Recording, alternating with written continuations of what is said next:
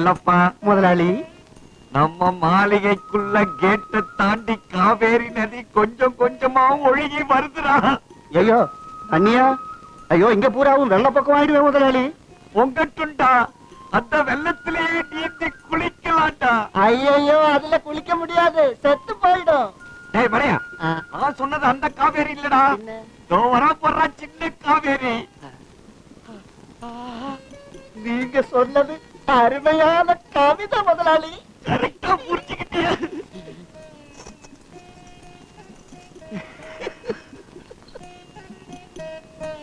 என்ன அப்படி பாக்குற?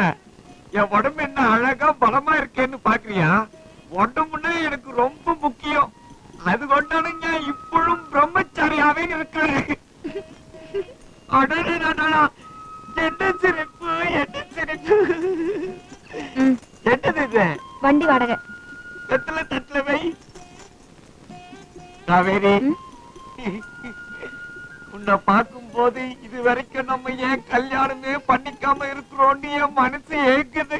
யோ கவுண்டர, வார்த்தை அளந்து பேசு, இல்லாட்டி வேற பள்ளி இருக்காதா? ஆமா அடிப்பியா? அடி.